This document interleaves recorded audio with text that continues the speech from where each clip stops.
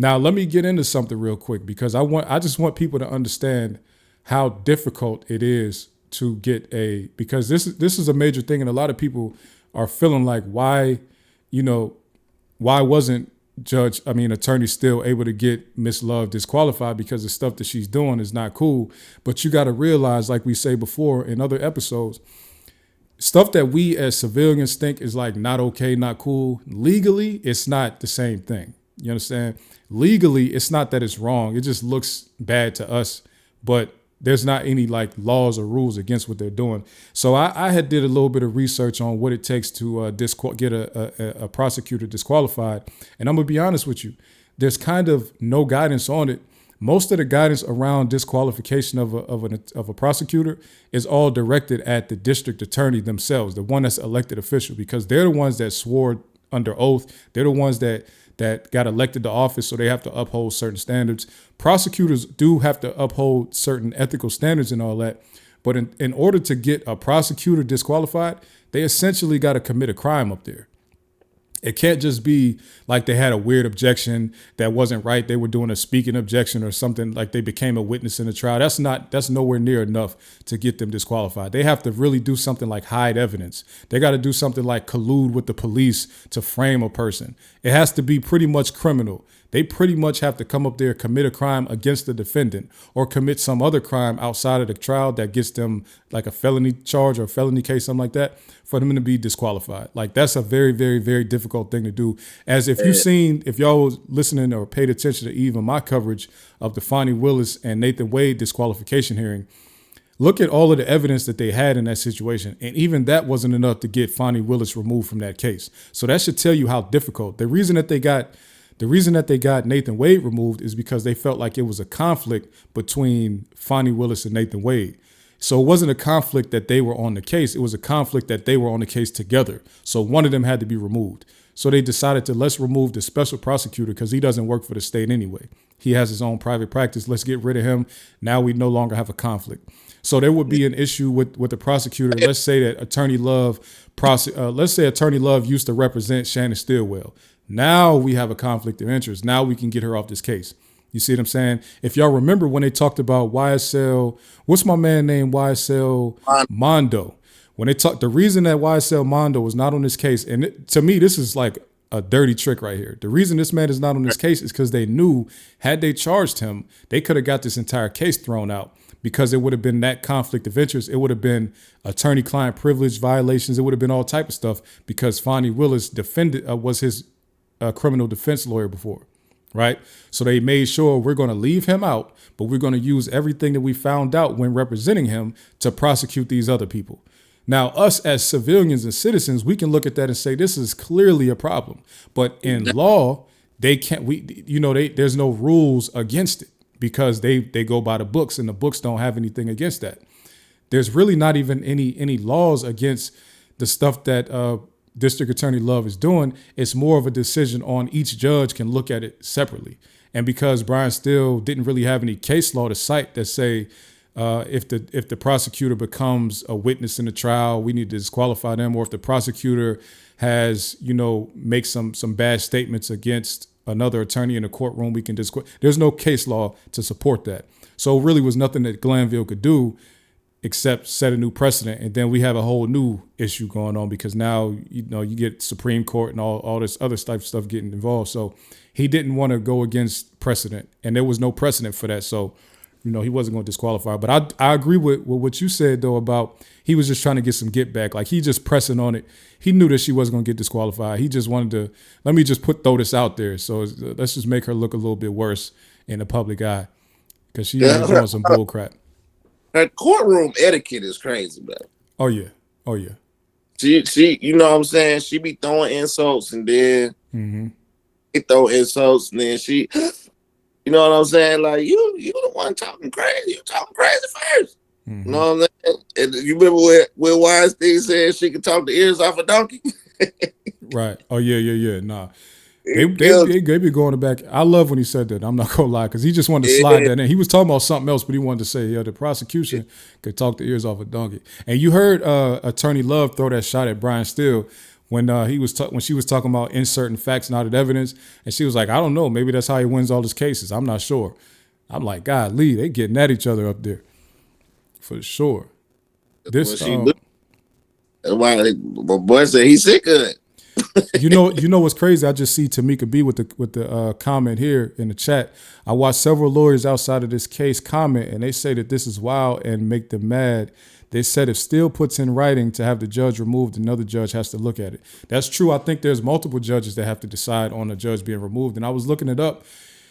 I think he has a better chance because, like I said, a lot of this guidance is not based on like assistant district attorneys. Actually, the Georgia Code on disqualification of district attorneys specifically excludes assistant district attorneys. It's only talking about district attorneys themselves, the ones that are elected, but judges fall into like district attorneys.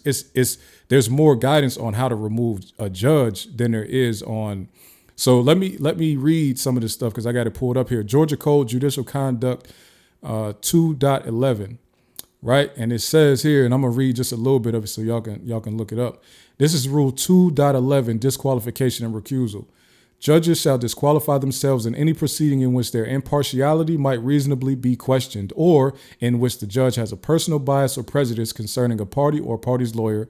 The judge is within a third degree of relationship to any following listed persons, or the judge's spouse, domestic partner, intimate partner, or any other member of the judge's family residing in the judge's household within third degree. So pretty much 3 degrees of separation from one of the people in the proceeding, the officer, director, trustee of a party, the lawyer in the proceeding, a person known to the judge to have more than a de minimis interest that could be substantially affected by the outcome or proceeding. De minimis, that looks like a Latin word that means minute or very small, even the slightest connection or slightest interest. And so there's a long guidance on all this different stuff that the judge, if the judge meets any of these criteria, they can be removed or recused from the case. So I think that Brian Steele, if he wants this to happen, and he does because he made a motion verbally, but he does have to put it in writing, he needs to move to have the judge removed, honestly. Because I don't put it in writing, though. He's gonna have to. He said he was going to, so we'll see if he actually does it. But I mean, this is a long trial, so he need to hurry up and do it. I don't think he did it because, okay, so if they do recuse a judge, do they got to pick a new jury? I don't think so. Just the judge himself.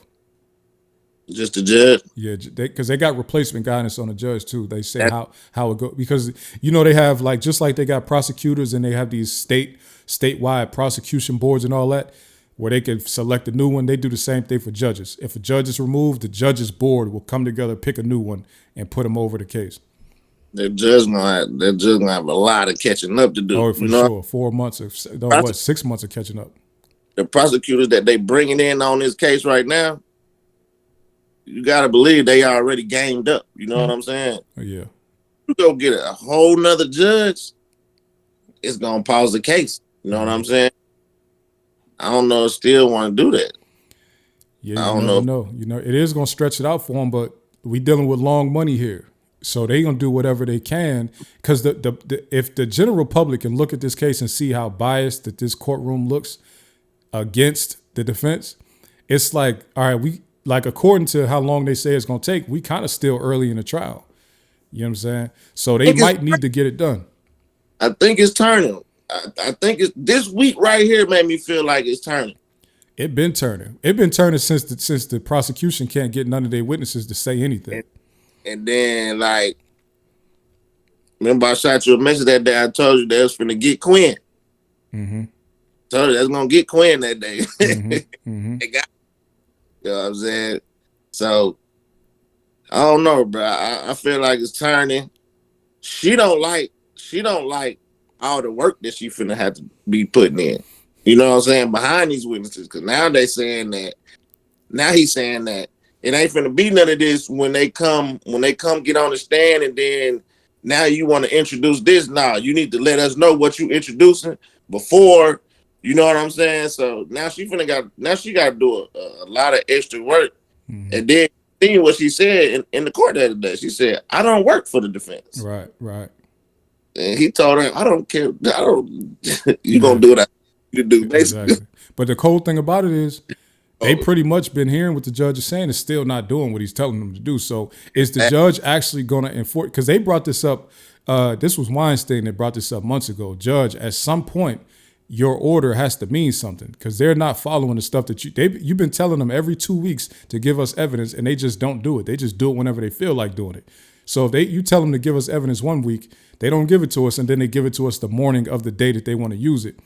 And you told them not to do that, but you haven't done any type of, you haven't reprimanded them, you haven't punished them at all. You just keep letting them defy your orders in this courtroom. What are we doing? So according to the judge, he's saying that he's gonna start.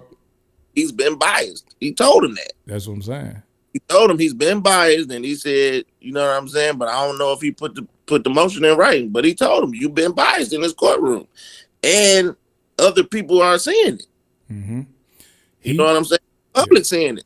The public is for sure. So we could all look at this and see it because there's objections. Clearly, the same objection by both parties. One is sustained, and the other one from the defense is being overruled. So, I mean, I'm talking about the exact same type of, like, even minutes apart sometimes, and it's just been crazy. He asks the defense basis, but then when Ms. Love said objection, he say sustained. Facts. What's her basis? She said objection, and then she's been speaking objections the entire time. Man, Ms. Love is like, objection, judge, that's not in evidence. He can't do that. There's nobody. She's saying a whole bunch of stuff. I've seen that happen so many times, but he don't ask her basis. She'll just say objection. He say sustain. Fact. And then if Mr. Steele say something, what's your basis? Mm-hmm. Overruled. You know what I'm saying? Yeah. Not even considering. So if y'all didn't recognize what my man was just talking about, he was talking about the fact that the judge told the prosecution from now on going forward, when you send your list of witnesses, you need to also send with each witness a list of evidence that you plan on introducing with that witness. And it needs to be accurate.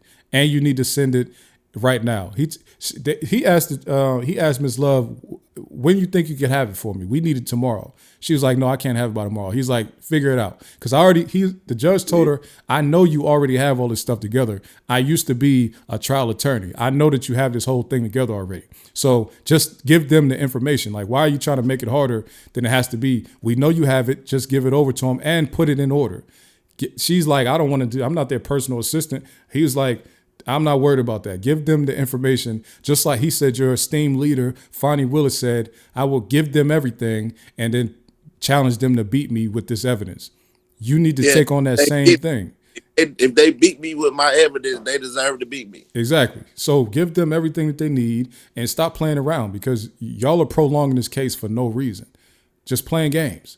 And we got a jury in here, and most of the stuff gets handled in front of the jury because y'all don't want to do it the right way when I tell you to do it the right way. So the judge is kind of like lightweight reprimanding them, but he's more so about to punish everybody because the state is not doing what they're supposed to do. So now because the state is dragging everything out, now everybody has to come in on the weekends to do to handle this case. When instead you could just make the state do what they're supposed to do. As you keep on saying, Judge Glanville, I have remedies that I could use. You do. You need to start using them. Making everybody come on Saturday is not the remedy. Because if y'all think that y'all going to make that jury come in there on Saturday and it's going to go the way that y'all think it's going to go, it's not. It's not at all. Like, y'all not about to do that. People losing their jobs up there. Come on, man. That's what I wanted to know, bro. Have you heard anything about them folks getting paid more than $25 a day? No, I didn't. And I want some confirmation on that too, because I've been hearing different numbers. I want to know. Yeah. I want to know. I know that's jury duty, $25 a day. You feel me? That's sick. We 6 months in, bro. How many people losing their houses, you know what I'm saying? Right. Then she talking about 4 more months.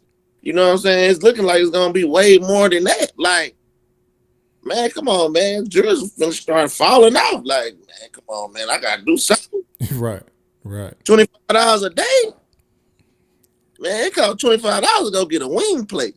Right. They can't even fill their tank up. They get there. Come on, man. You can't pay those bills. Come on, man. Can you imagine the landscape that we work in right now? These companies are so cutthroat. I wouldn't be surprised if they was making them work when they get out of court. Like the companies, I'm saying. The company's probably telling them, I don't care that you've been at court all day. Get your work done after. So these people was up all day. Then I'm assuming a lot of them that can work from home got to go home and then do their job still. Because who going to really let you just be, like, even though a company is supposed to follow the law and all that, who really going to let you be off work for 6 months and never do work? Nobody's letting that happen. They got to make them people work at home. That's sick. That's too much. That could be. Man, listen, them people, I'm saying that if it takes too long, but if you want to be real, the jury is probably already done with this case, honestly. I think Weinstein brought it up. We're looking over at the jury. He brought up a study that they discussed too. I like that he did that too. Weinstein mentioned a study from the 80s that said when a trial lasts over a certain amount of time, the jury says that they start drifting off into thought after just 2 minutes of testimony. And that was in the 80s, and there's been plenty of studies that show how much shorter the attention span is of the average American in 2024. So these people have probably not been listening for the last 2 months. It's way shorter these days. That's why these niggas making hits with 1 minute and 30-second songs. Fact. So I like that Weinstein brought that study up because that is very important, and that's why the judge is saying, all right, yeah, I'm not gonna put time limits on everything, but we definitely gonna make sure that this thing hurries up. We can't keep doing it. We can't keep moving at the pace that we're moving at all. I know they ain't got nowhere, bro. To be honest, bro, they ain't got nowhere. They ain't brought nobody in out of 400 witnesses, and then, bro, I think they done seen 60-something witnesses, bro, and now all of a sudden she only got 153 left. She just making stuff up as she go. And what I'm saying, bro, I think she overwhelmed. She in over her head, bro. And then, not to mention, now her boss just went through some whole, you know what I mean? Mm-hmm. Do something. Yeah, that's. I don't see how. Man, I listen, man. I don't see it. Let's just say they have like even 3 more people that took plea deals testify. That's 2 months worth. The way that they've been going, that's two. Trontavia Stevens testified for like a month. That's like if just three. Walter Murphy, Duke, and like one other person. Them 3, like, cause them is people that's real close to Thug. That's really gonna be a month or 2 months worth of testimony for just 3 people. So there's no way it's 120 days with 150 witnesses. It's all these breaks they take. Man, they take a break. First of all, they say they're gonna start at 9. The thing was start at 11 o'clock. So they late every day. Then they take long breaks. They say they're gonna recess for 5 or 10 minutes, and it take 30 minutes to come back. But gotta eat his lunch on time now. He ain't playing about that lunch. He say that, then he like, yeah, we're gonna take lunch. It's 11:50. We're gonna take lunch. Everybody be back at 1. Then they start at 2 o'clock. Come on, man. He ain't playing about that lunch, man. I'm telling you, yeah, that lunch. He gonna get his lunch in there. How about a lunch break? Yeah. T-Dub just said Bean was up there for 6 days and he forgot everything. He didn't say nothing. He didn't say nothing. He said, I don't recall. He had the outburst when he told them he lost his job and all that, but that's the most he said to let them know y'all ruining my life. Man, my boy said I'm sick of it. Mm-hmm. Sick of it. He told Brian Steele, tell him about the conversation we had in front of my house. He got to live out here, and that's what I'm saying. People don't understand. Man, this man got millions of fans, bro. It don't got to be somebody that's YSL, bro. Mm-hmm. Somebody that run down on this dude just because they fanned out behind Young Thug. Mm-hmm. You feel me? Facts. Hey, we don't even know if his boss could have been a Young Thug fan and fired him because of that. Man, come on, man. It could be anything, bro. What I'm saying. Them folks play with that, man. Now y'all got Shawty on the stand. Y'all playing with her. Come on, man. Y'all know what's going on, man. Talk about ABG. What ABG stand for? Come on, man. Y'all know. She said, I don't know what it mean. They ain't never tell me. She's not giving them nothing. That girl, she can't say nothing. Mm-hmm. Mm-hmm. She can't say nothing, bro. That's facts. Behind it, she can't say nothing. Word. But look, my boy, I appreciate you coming on here, man. We're going to get off and move on to the next topic. We're going to discuss a few other things, but I appreciate you coming on, chopping it up with the people, my G. All right, my brother. I appreciate you. Anytime you need me, man, I'm here, man. All right, Brody. Thanks, man.